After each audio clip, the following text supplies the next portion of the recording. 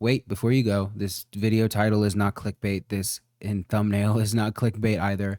This is going to be about my personal journey throughout content creation and live streaming and all of the things that I've conglomerated in my brain to make the decisions that I've made and explain the process of my journey to better help creators out there, whether you want to be a creator in the future or are currently one now and are seeking answers like I used to, or you're just curious about the journey of how I got here and how YouTubers and live streamers and people who ambition towards this goal of becoming a YouTuber, Twitch streamer, whatever, go on this journey.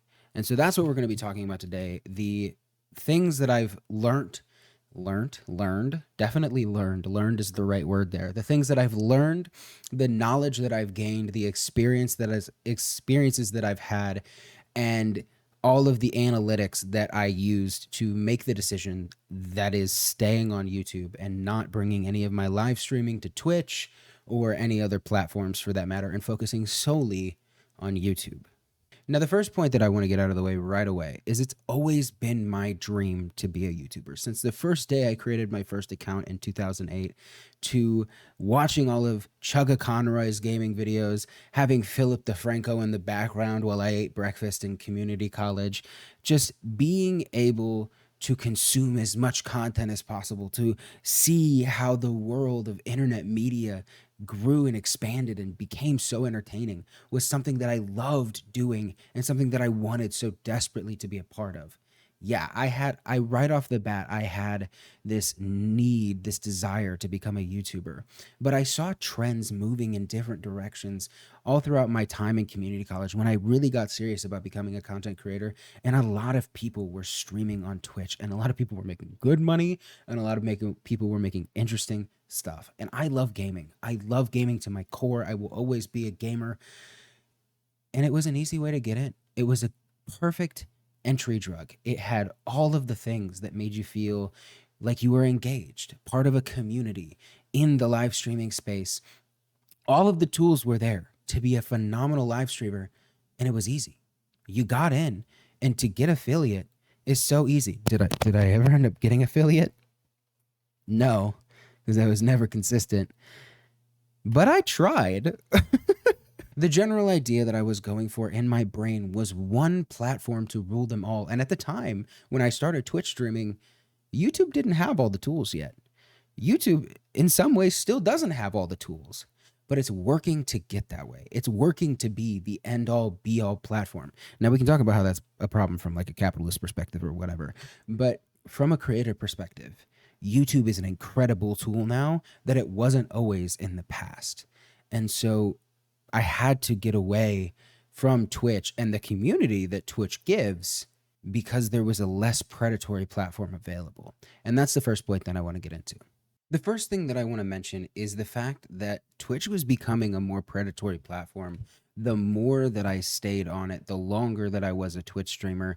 And I didn't necessarily see the winds coming, but enough people saw the storm approaching that I trusted, and people who were influential creators already that were jumping ship way before the storm even hit the boat, that I decided that I wanted to follow them, to take the risk, because my channel is so young, because my following was so small, that I could go anywhere and start planting roots. It's harder for bigger creators to make the decision to leap off of the boat of Twitch or leap off of the boat of whatever platform they're on to go do something new when they're already solidified. So I decided to make that leap and grow and put down roots somewhere else, because I was a potted plant at that point. I could literally go everywhere. And what better example can I just say of the fact that Twitch is owned by Jeff Bezos, and so is the Washington Post.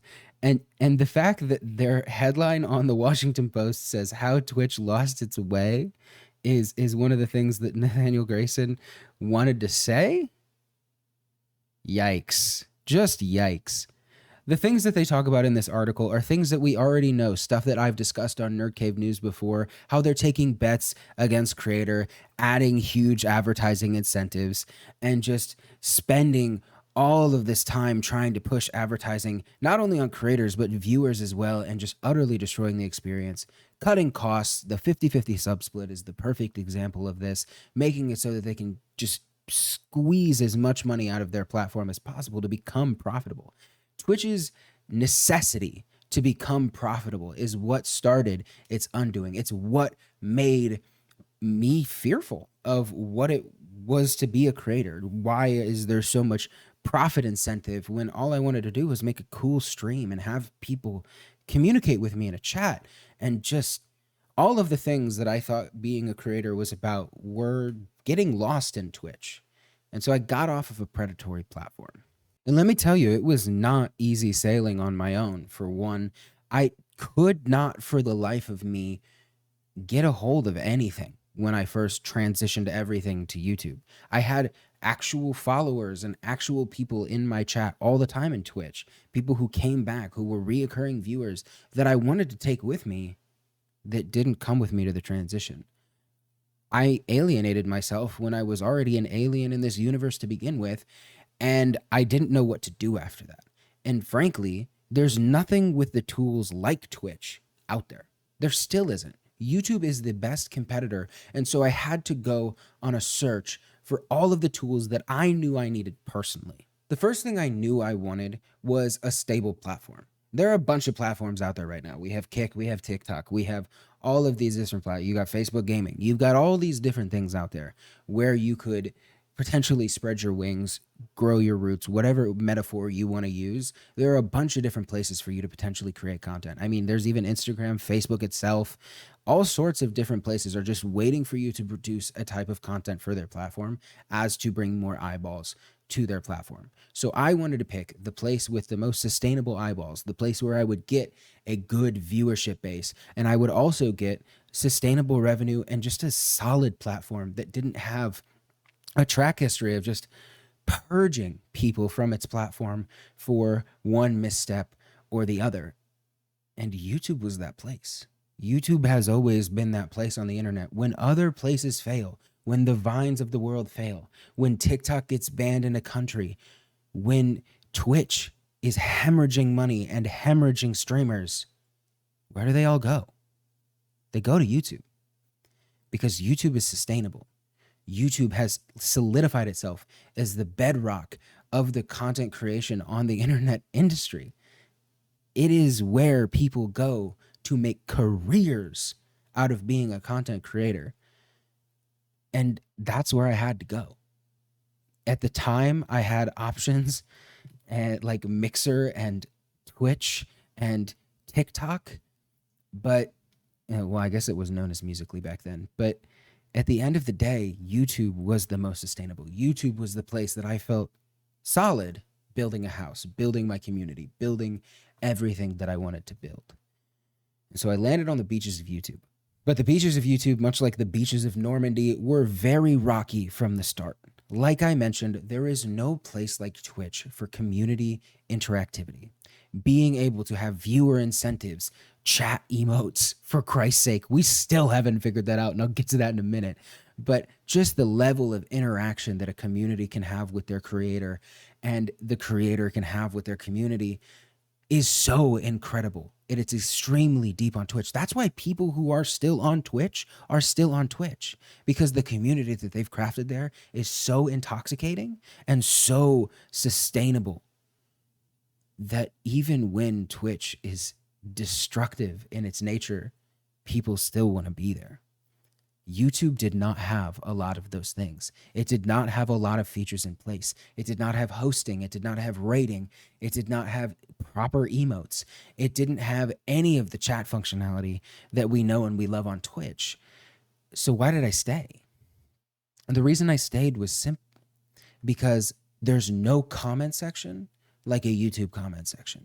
Now, there's no healthy comment section on the internet. Do not, for the life of me, begin to think that I think the YouTube comment section is like a safe place. It's not. You're never going to find a safe comment section, but it is the most diverse comment section. It is the one with the most eyeballs. It is the one with the most possible engagement. It has so many tools for community interactivity on long form and a growing short form environment and live streaming, and just allows you to go through what I consider the three faces of the industry, which right now are short form, long form, and live streaming. Being able to have those three core principles, while they may not be the best industry in class, they work and they're sustainable and they're not going anywhere. And the fourth major thing and the final thing that I want to talk about is how it became a way for me to get serious about the other types of content creation that I actually do care about and that I actually work really hard to make day in and day out. And that's long form videos, short form videos in the form of YouTube shorts, and community posts, and a Discord that I'm actually actively in and managing. The amount of times that I get Discord notifications from my viewers just talking amongst themselves, not even looking to like seek my attention, just actually talking amongst themselves, gives me so much passion to continue creating, because I'm bringing people together with like-minded ideas and a love for gaming and a love for tech and just overall having a good time that I crave so desperately. And YouTube allows me to do all of those things in one platform. I don't have to worry about my TikTok page. I don't have to worry about my Twitter. I don't have to worry about whatever other social media is, Instagram, whatever that I have available. I just have it all in one place. And that is what works for me. Should you and do I recommend you diversify? Absolutely. You should 100% have an Instagram following and a Twitter following and push all of those people there and take all of those people back. But for me, that's just not how I do it. That's not how I am set up as a human being or a creator. And I only continued to justify it by the stats I continued to see. It took a long time for me to finally hit a stride, finally start to get where I wanted to get. But now I'm in consistent growth. I'm in consistent view growth. There's more engagement on my channel than ever before. There are positive things continuing to grow on my channel. I have 105,000 people seeing my content. That was never something I could have dreamed of as a kid. That was not the vision that I saw as a kid, because I never thought I'd make it. And it's happening right now because I am fully engaged, because there are so many things to be engaged with on YouTube for me. And that's what keeps me going. And I want to get back to live streaming for just a second, because the positioning of this video is definitely Twitch versus YouTube and the decisions that you should make. But the big thing that I wanted to say here is something that I've been thinking about a lot recently, and it was spawned by this conversation that Harris Heller was having with his community, and we should all listen when the stream doctor speaks. Is not in favor of any of these. I don't like any of the streaming platforms right now. And it's becoming more and more apparent to me that unless you are in the top 0.01%, streaming cannot be profitable. And that's the big thing that I definitely wanted to get at, is the fact that streaming is not your main source of anything anymore. Whether you're not even seeking profit, like Harris was talking about in his video, you don't necessarily want to set up live streaming as the core of what you do, because people just don't have the time anymore. People can't sit down for that 5, 6, 7 hour live stream. They want to consume at a rapid rate short form video. They are able to consume a 15 to 20 minute YouTube video. And at the end of the day, it's more about engaging your community on a live streaming front. Now, let's start there. Do I think YouTube is the best place to engage your community from a live streaming perspective? No, I think Twitch does it better. There just is not enough on YouTube at the moment to tell me that it's better. Let's just look at the general feed right now. At the end of the day, ignore BTTV plugin, because I use that very well, actually. But the YouTube global emotes are cute and fit YouTube's style, but their names are god awful. And if you've seen my YouTube short on this subject, I highly recommend looking at it if you haven't. Face Fuchsia Wide Eyes is not the name you could have for an emoji. It's just, there's nobody. Can I get some pogs in the chat? You would immediately drop a pog. Just immediately, instinctually. It's easy to spell. You know the spelling. You don't have to think about it. These you have to think about. They aren't even grammatically correct. Face green smiling. How about green face smiling? Come on, YouTube. These are just easy dubs you're not taking. And they've got good features from a monetization perspective. They have memberships now and membership gifting, which is a huge thing that people have been begging for a long time. We've got super chats and super stickers, but at the end of the day, those are just figures for the streamer. They're not figures for the chat. Sure, they want to promote themselves so that they can be talked about by the streamer, but monetary incentive is not something that most viewers engage with. Since I've been on YouTube, I haven't had one donation. It is not something in the streaming space that you should consider as part of the incentive for the viewer to donate to you or be a member or a subscriber or whatever. At the end of the day, community engagement is how the chat interacts with one another, the ways that they get to communicate with each other, the ways that you can just spur of the moment make a game or a quiz or a conversation out of the chat and engage with each other, explode together in a good moment, and be sad together when there's not a pog moment. At the end of the day, YouTube is not the perfect live streaming platform. Does it have the absolute essentials for the streamer? Sure. Is it the best community platform? No. But it also has other community aspects, whether it's the community tab that I'm actually using religiously now for quizzes and other things like that.